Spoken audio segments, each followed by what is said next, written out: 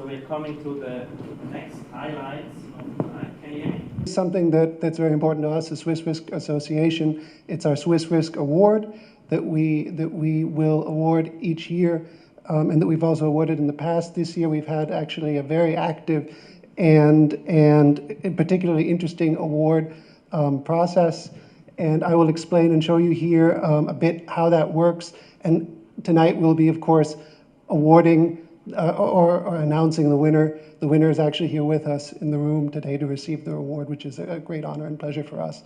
We can actually, as they're pulling up the slides, the way the process works is there's a nomination that's open for anyone, so anyone can be nominated for the award, and it can also be a team. It tends to be teams that are nominated for the award that we look at mostly.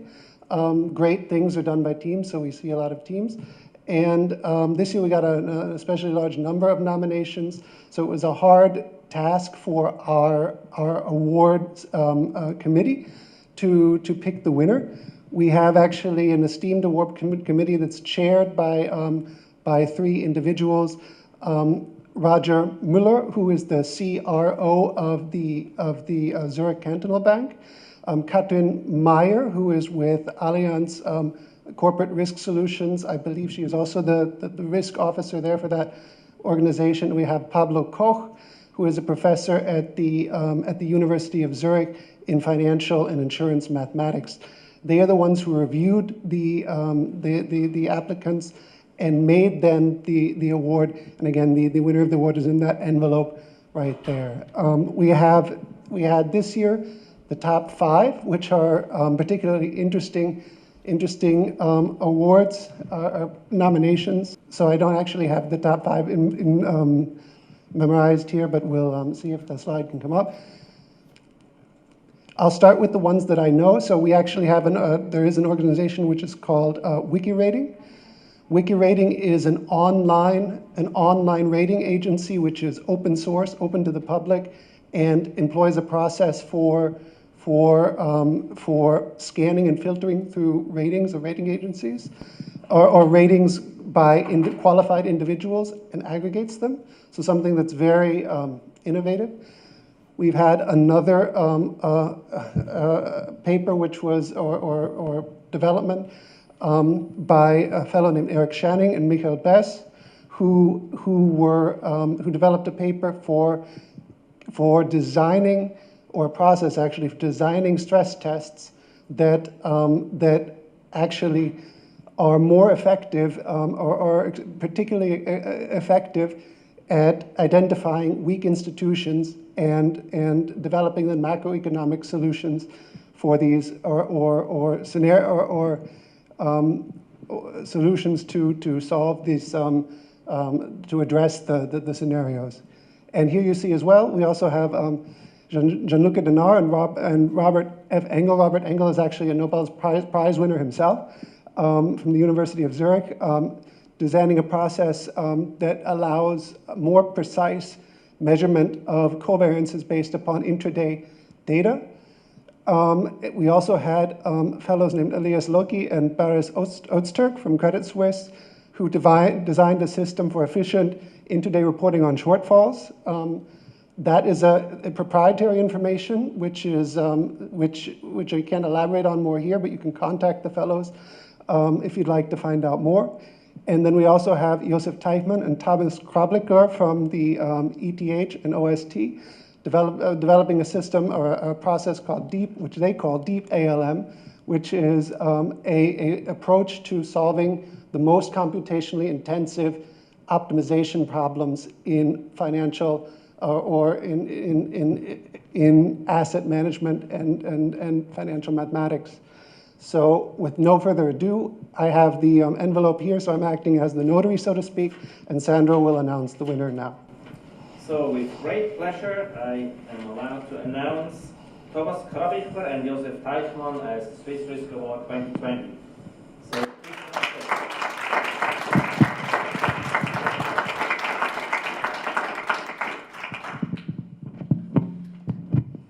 I'm a little bit afraid of the microphone with those artistic effects, but it seems to work. I was too. Okay, it seems to work. So, what shall I say? Thanks a lot for choosing our project, which we have been working on in the last 6 months.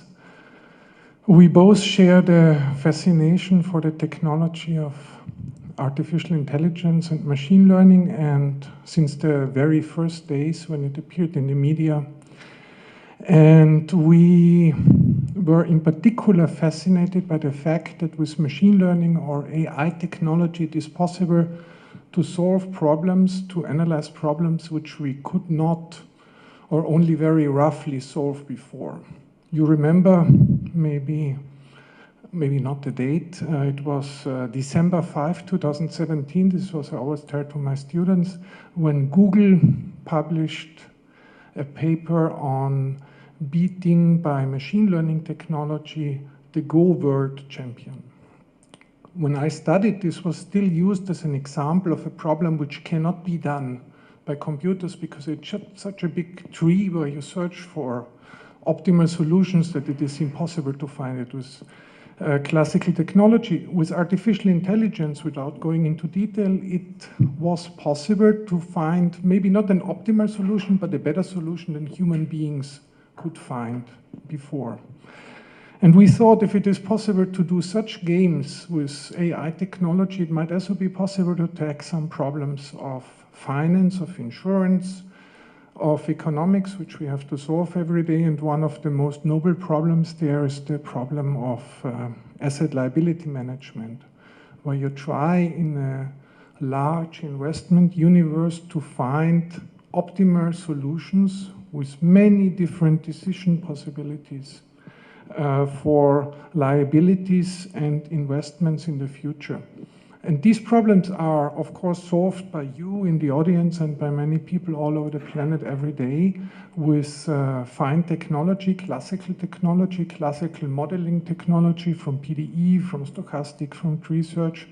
And we wanted to contribute to this literature an AI approach attacking this problem, and this is actually the contents of the paper. Maybe Thomas, you say a little more about the details. Thank you so much. So I'm very grateful that I can be here, and I'm very thankful also to the Swiss Risk Association that I can stand here now today. And I'm also very grateful that I have had the opportunity to collaborate with Josef.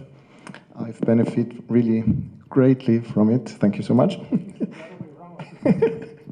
And so actually our intention was to write down in simple terms what the notion is of deep asset liability management. And so it is an optimization problem that you all might encounter in the real world, where you have lots of frictions, a lot of side constraints, and as Josef also mentioned, a lot of dimensions.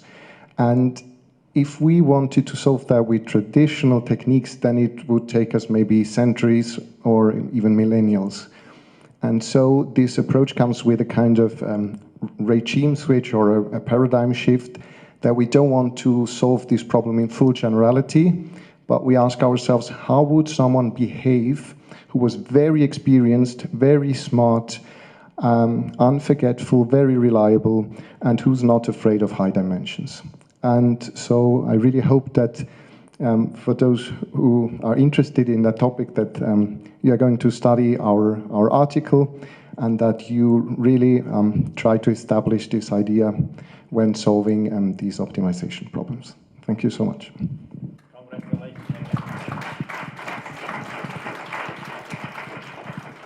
Prize comes also with a cash award for those who are interested to apply for next year. Just a final word, we'll be posting on our website further information about the top 5. There'll be links there for any of you who are interested to find out more. So look at our website, links will be there, and maybe we can even see if we can elaborate on any of these ideas at future events.